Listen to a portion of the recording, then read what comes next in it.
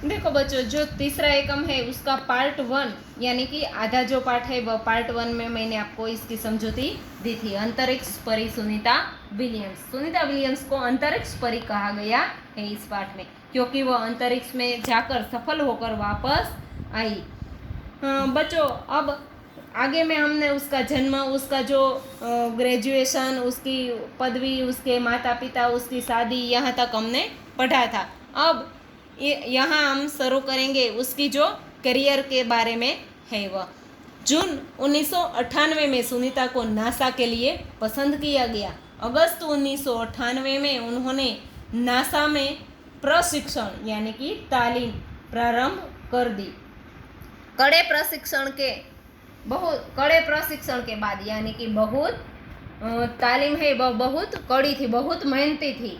उसके बाद सुनीता खुद अंतरिक्ष यात्रा के लिए तैयार हो गई।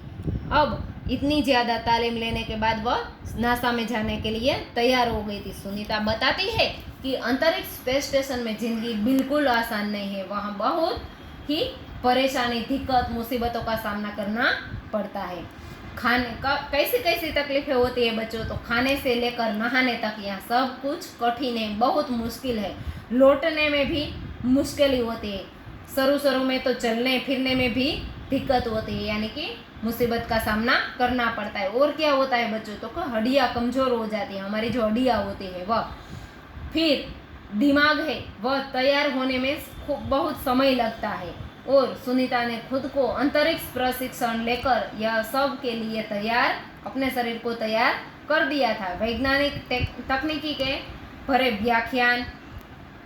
व्याख्यान रूस में रहकर अंतरिक्ष कार्यक्रम तथा उनके यान आदि के बारे में उसने बहुत सारी जानकारी प्राप्त कर ली थी। गोताखोरी में अनुभव होने वाले भारहीनता से स्पेस वॉक प्रशिक्षण में सहायता प्रदान की। गोताखोर किसे बोलते हैं बच्चों, तो जो दरिया होता है, जो समुद्र होता है, समुद्र में जब ऐसे जो लोग होते, कभी आपने कोई वीडियो में या न्यूज़ में देखा हो तो जो सब मास्क वगैरह पहनकर मछली की तरह सीधे अंदर तक चले जाते हैं और कई देर तक वहाँ कुछ जो चला गया उसे ढूंढने में या फिर कोई बात होती है संशोधन करने की, तो उसमें जो मदद करते हैं उसे गोताखोर कहते हैं। तो ऐसी गोताखोरी के अनुभव होने वाले भारहीनता से उसने सहायता प्रदान की थी। अंतरिक्ष यात्रा के संदर्भ में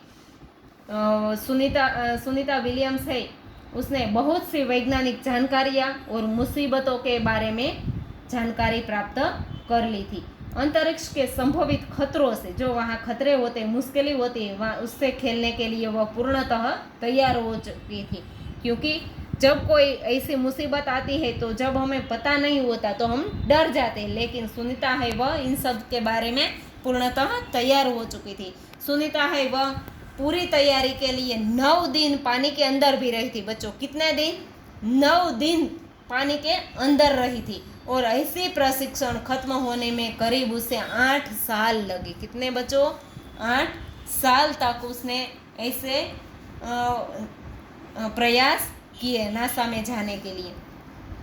डिस्कवरी चैनल है, कभी कभी बच्चों आप देखिएगा डिस्कवरी चैनल में भी ऐसे जो प्रयोग होते हैं वह देखने को मिलते हैं। डिस्कवरी अभियान फ्लोरिडा से केनेडी स्पेस सेंटर से फ्लाइट इंजीनियर के तौर पर डिस्कवरी मिशन में शामिल होने के बाद 10 दिसंबर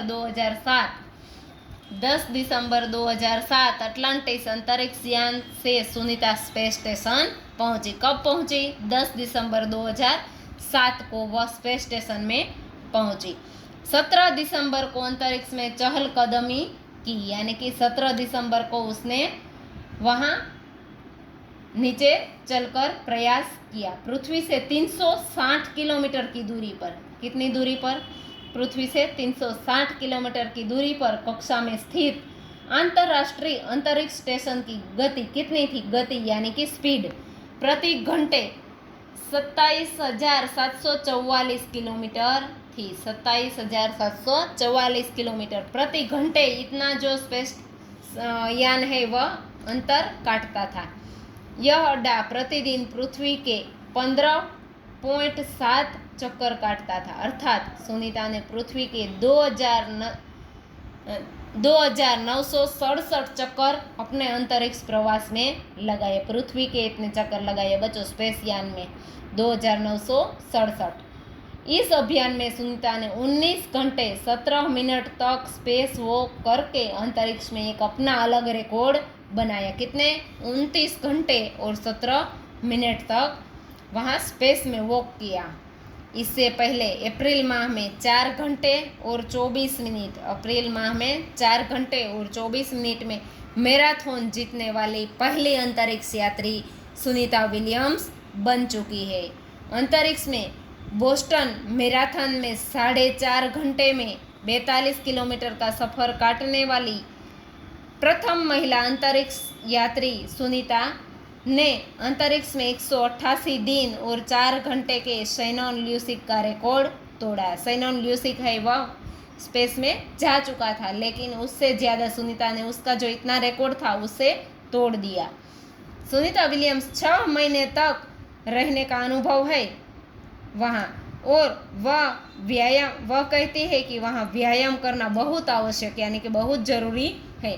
बच्चों वैसे तो व्यायाम करना यहाँ भी हमारे लिए बहुत ज़रूरी है, क्योंकि अगर हमारी सेहत अच्छी है तो हम कुछ भी कर सकेंगे, लेकिन वहाँ उसे व्यायाम बहुत करना पड़ता है ताकि उसकी जो मांसपेशियाँ कमज़ोर होती है और हड्डियों की जो शक्ति होती है वह बढ़ जाती है, यानी कि जैसे वह बनाए भी जा सकते और बढ़ा भी सकते हैं।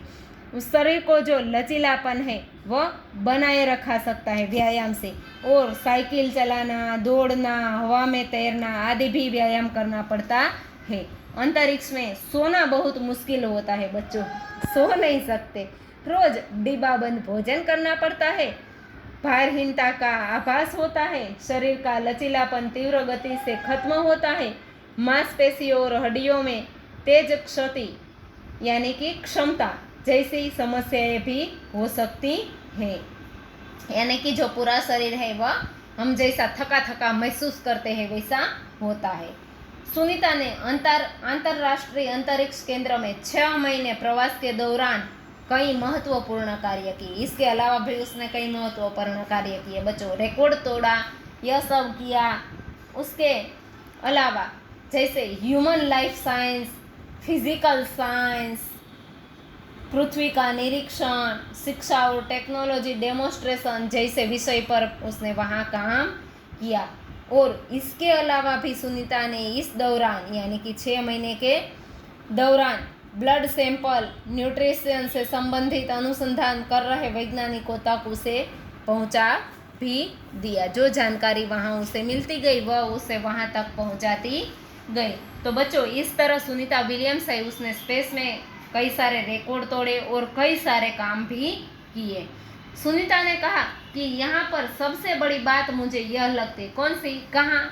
नासा में सबसे बड़ी बात उसे यह लगती है कि हमारी पृथ्वी बहुत ही शानदार है, दुनिया को एक अलग नज़रिए से देखने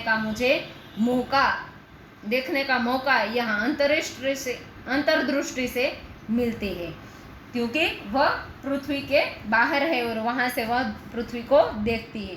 अपने ग्रह को कैसे आने वाली पीढ़ियों के लिए बचाया जा सकता है उसके बारे में भी वह कहती है। अंतरिक्ष मिलजुल कर काम करने की बहुत बढ़िया जगह है अंतरिक्ष है वह, और यहाँ आकर ऐसा लगता है कि हम पृथ्वी पर क्यों विवाद में उलझे रहते हैं। विवाद यानी कि लड़ाई झगड़ा, आपस में झगड़ा करते हैं, यह सब में क्यों उलझते हैं। हमें तो कुछ नया करना है और अगले की पीढ़ी के लिए पृथ्वी को बचाए रखना है, ऐसा सुनीता विलियम्स कहती है। सुनीता विलियम्स है वह नई दिल्ली के अमेरिकी सेंटर में अंतरिक्ष यान जब भारत पर से गुजरा तब वीडियो कॉन्फ्रेंस के दौरान सवालों के जवाब देती सुनीता कहती है कि यहाँ से विश्व कैसा दिखता है, तो यहाँ से विश्व अंतरिक्ष में से सीमाओं में बटा नजर नहीं आता। कैसी सीमाएं बच्चों? कि यह मेरे भारत की सरहद है, यह मेरे गुजरात की सरहद है, यह मेरे महाराष्ट्र की सरहद है, ऐसा कुछ वहाँ से नज़र नहीं आता। यहाँ से सिर्फ दिखता है हमारा सुंदर एक ही ग्रह पृथ्वी, सुंदर ग्रामीण इलाके, सुंदर पहाड़, आसमानी रंग के सुंदर सुंदर महासागर, हरे हरे मैदान और अनेक रंगों में जमीन दिखाई दे रही थी। यह दृश्य बहुत ही मनोहर था, मुझे बहुत सुंदर लगा, ऐसा सुनीता पृथ्वी के बारे में कहती है। 19 जून 2007 को स्पेस शटल एटलांटिस सुनीता समेत 7 अंतरिक्ष यात्री, कितने बच्चों, 7 अंतरिक्ष यात्रियों को लेकर धरती की ओर वहां से रवाना हुआ। पूरा विश्व सुनीता की सकुशल वापसी के लिए भगवान को प्रार्थना कर रहा था कि वह वापस सकुशल वापस आए। 194 दिन 18 घंटे 58 मिनट अंतरिक्ष में बिताकर रिकॉर्ड बनाकर सुनीता की वापसी 22 जून 2007 को हुई। जो बच्चों देखो यहाँ शेनॉन ल्यूसी कितने देर वहां रुका था, 128 दिन और 4 घंटे। सुनीता विलियम्स 194 दिन 18 घंटे और 58 मिनट वहां रुकी, यानी कि उसने इसलिए शेनॉन ल्यूसी का रिकॉर्ड तोड़ा। 22 जून 2007 को वह वापस आती है। सुनीता के आश्चर्यजनक कार्य से भारतीयों और गुजरातियों का सर गर्व से ऊंचा हो गया। हम कह सकते हैं कि यदि नारी को सर्वोच्च स्थान पर बिठाना है तो सुनीता की तरह साहसी और महत्वाकांक्षी बनाना होगा, यानी कि अगर नारी को आगे लाना है तो सुनीता की तरह सबको महत्वाकांक्षी बनना होगा। तो बच्चों, स्त्री हो या पुरुष, कोई भी कुछ भी काम कर सकता है। ये एक स्त्री होकर अंतरिक्ष यान में जा सकती है, एक स्त्री होकर स्पेस शटल में जा सकती है, एक स्त्री होकर हेलीकॉप्टर या प्लेन चला सकती है। तो लड़के हैं वह तो सब कुछ कर सकते हैं और लड़कियां हैं वह भी सब कुछ कर सकती है। इसका उदाहरण हमें इस पाठ के द्वारा मिलता है। तो स्त्री होकर या लड़की होकर मैं ये नहीं कर सकती, मैं ये नहीं कर सकती, ऐसा कभी नहीं बोलना चाहिए। बस हमारे मन में इरादे मक्कम होने चाहिए। तो चलो इस पाठ को हम यहाँ पूर्ण करते हैं।